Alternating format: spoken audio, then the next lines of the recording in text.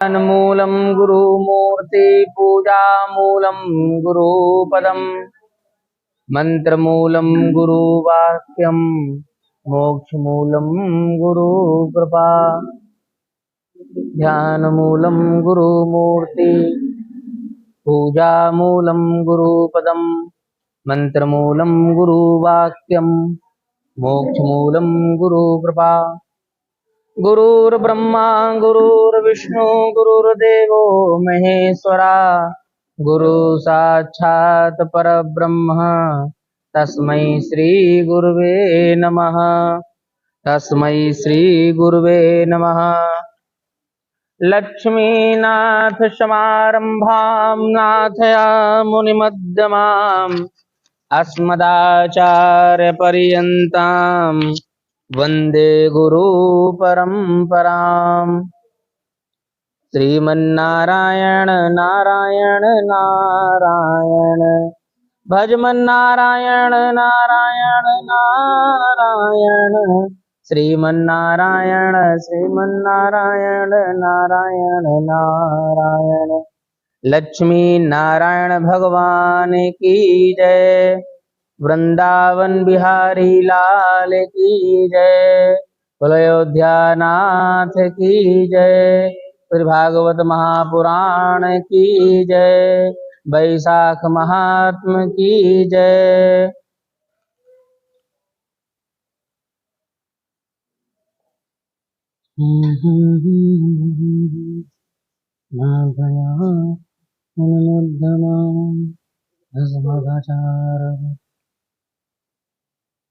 हाँ, तो कल तक हम लोगों ने चतुर्थ अध्याय का श्रवण किया था वैशाख मास के।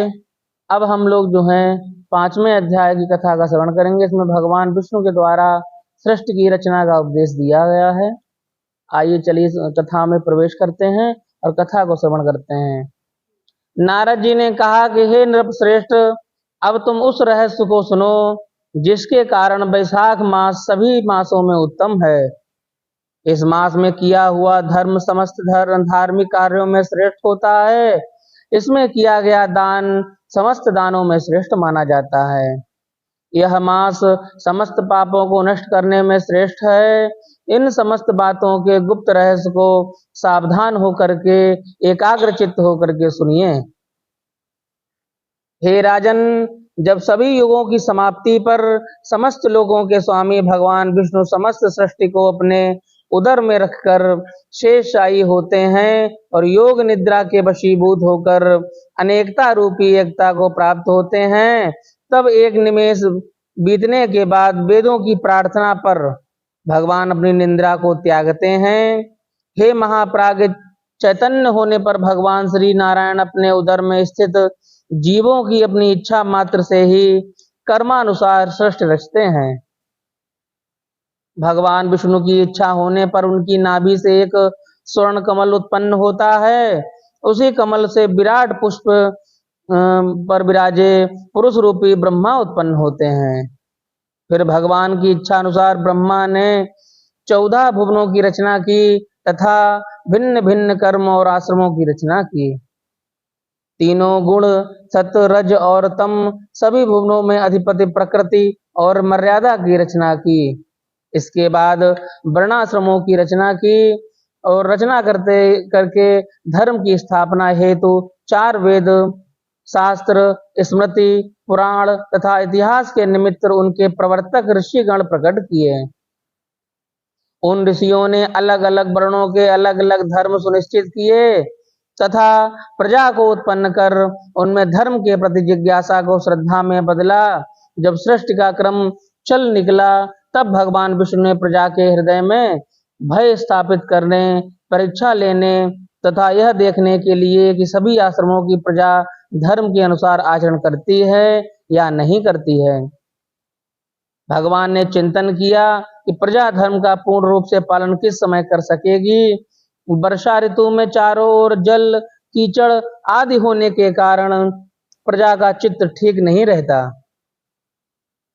से स्थानाभाव में और अन्य क्लेशों के कारण वह दुखी रहता है। वर्षा ऋतु में फसल आदि बोने की तैयारी में भी उसके पास समय की कमी रहती है। शरद ऋतु में खेती का काम बढ़ जाता है। इस समय सभी लोग अपने अपने परिश्रम के अनुसार फल को देखना चाहते हैं। इस कारण उनके हृदय में शांति नहीं होती है। जब तक मन में शांति नहीं होगी, धर्म में भी मन नहीं लगेगा। हेमंत में शीत के प्रकोप के कारण सूर्योदय से पहले उठना ठीक नहीं लगता। शीत लगने के कारण जब दुख होता है, तब मन में भी शांति नहीं रह पाती। शिशिर ऋतु में प्रातः काल शीत रहती है और फसल पकने का समय आ जाता है। इस कारण प्रजा समय पर प्रातः काल स्नान ध्यान आदि नहीं कर पाती। बसंत ऋतु सब प्रकार से श्रेष्ठ सिद्ध है। इस समय ना तो शीत का प्रकोप रहता है, ना ही वर्षा का भय रहता है। फसल बोने अथवा काटने की चिंता भी नहीं रहती है। इस प्रकार विचार करके भगवान ने बसंत ऋतु को ही सब प्रकार से धर्म के अनुकूल माना। इस ऋतु में स्नान, दान, तप, यज्ञ, क्रिया, योग तथा सभी प्रकार के धर्म कार्य सुविधा पूर्वक किए जा सकते हैं। अस्तु यही समस्त ऋतुओं में अत्यंत श्रेष्ठ एवं धर्म के अनुकूल हो। ऐसा विचार करके भगवान ने इसी ऋतु में धर्म की स्थापना करने का विचार किया। धन से सभी वस्तुएं प्राप्त होती हैं, धन से धर्म होता है तथा धर्म से मोक्ष प्राप्त होता है। अतः धनवानों को अपना धन सुकर्म में लगाना अवश्य चाहिए।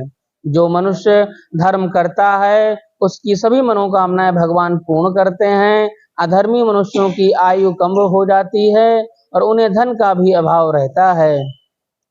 बैसाख मास में साधु सेवा तथा भगवान का नियम पूर्वक पूजन करना सब सुखों को प्राप्त करने वाला है।